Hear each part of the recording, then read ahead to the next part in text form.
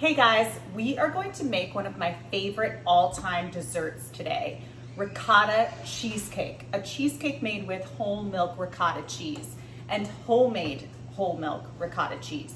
If you don't want to make your ricotta cheese homemade, don't worry about it. You don't have to. You can go out and buy your whole milk ricotta. But I'm telling you, it is so easy, so easy to do that actually once you decide to do it, you'll probably never go to the store and buy it again. It's so easy and it's so yummy and so versatile. You can make anything with it. Sometimes I have it for breakfast with berries and almonds over it and a little drizzle of honey. It's so yummy. So anyway, but let's get started on our cheesecake. The first thing we need is our springform pan. And I've already, oopsie daisies, I've already greased this up very liberally because we don't want anything sticking. So here's my smaller bowl. I'm going to put in I have graham cracker crumbs here. I bought them already crumbed up, like already ground up. But you don't have to do that. You need about 1¼ cups of graham cracker crumbs. So there's one, and here's my 1/4 cup measure. Okay, and now we need 4 ounces of, which is 1 stick of melted butter. And I just melted it in the microwave. And we're gonna give that a little stir. Let me just wipe my spatula off. I was using it to mix up my ricotta cheese. Okay, so we're just gonna stir that all together.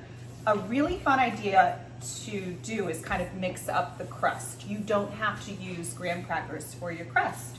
You could use ground up, you could put biscotti in the food processor and make crumbs out of biscotti. That would be delicious. You could use Nilla wafers. The possibilities are endless. Graham cracker crumbs are pretty traditional, but the biscotti would be so good. Imagine that. Just keeping in theme with the vanilla because it's a vanilla ricotta cheesecake. So we've got our graham crackers and butter in here. I'm just gonna press it down on the bottom nice and evenly. And this is a springform pan. And like I said before, I've already greased it. And we'll press it down as much as we can all the way up to the edges. This cheesecake is so yummy. I've gotten so many requests for this recipe, so I'm so happy I get to kind of share it today. All right, that's all firmed up and pressed in, and we don't even have to bake it off. We'll set that aside. Let me just rinse off my hands quickly. It's very convenient having my sink right here. All right. So now I have my bowl of ricotta cheese. There is 30 ounces of ricotta cheese in here, whole milk, homemade ricotta cheese. Like I said, you don't have to use homemade. And then I have 2 ounces of softened cream cheese. I just stirred that all together just to get it incorporated. So now we're going to put in our flour. And I'm gonna just sift this in. We need, let's see, my recipe is 1/3 cup of flour. Here's my 1/3 cup measure. I'm running very low on my flour.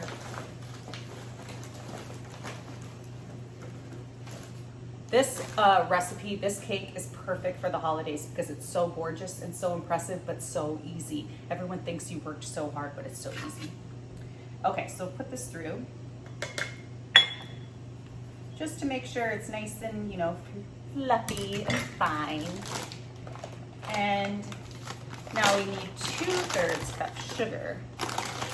And we'll put you through sometimes sugar gets those like kind of little clumps in there. Okay, and now we need 1 more.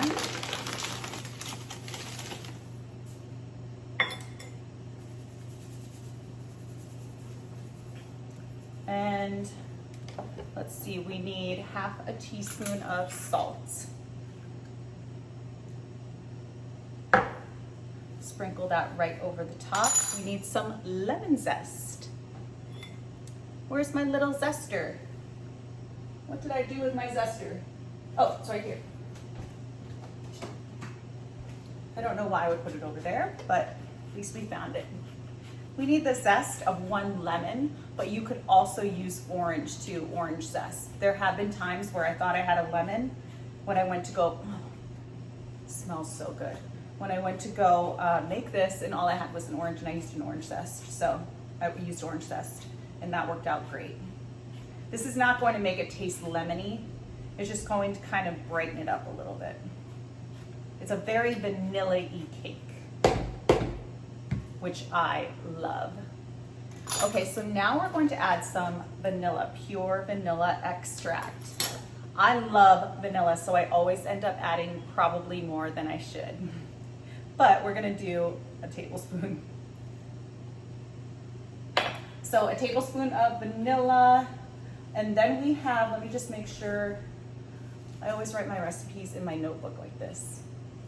Okay, and then we need our eggs. Okay, so we have our eggs, and I always like to kind of crack my eggs in a different bowl just in case I get a shell or it's a bad egg or something. So we have 1. Yep, and I got a little baby shell.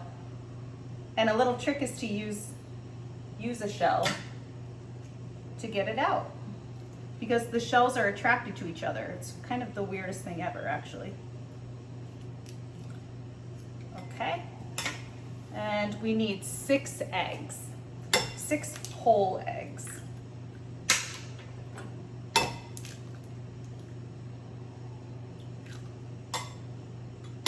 There we go.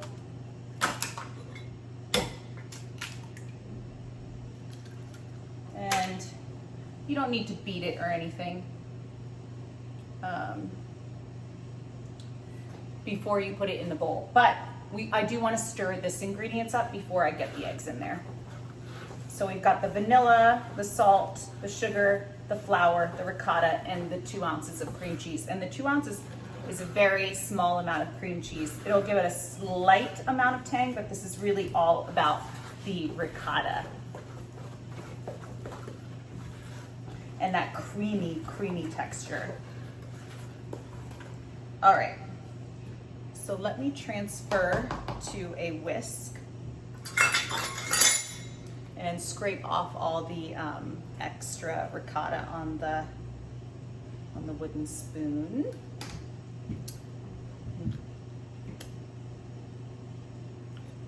Yummy. Already tastes so good. Oh my God, it's so good. Okay, let's get our eggs in here. We'll do like 3 at a time. You could do 1 at a time too, but I'll just do 3 at a time. Get it nice and incorporated. You could use a handheld blender too, but it's not necessary. I mean, you can see I'm doing it without a handheld blender.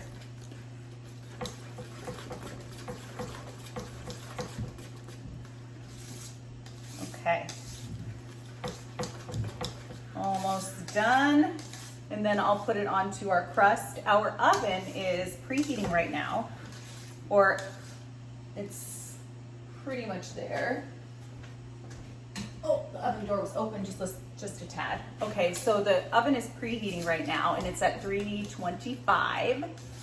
And I have a water bath on the bottom rack. I have like a roasting pan filled with water on the bottom rack of the oven, and that will keep your cheesecake from cracking and it'll keep everything nice and moist in the oven.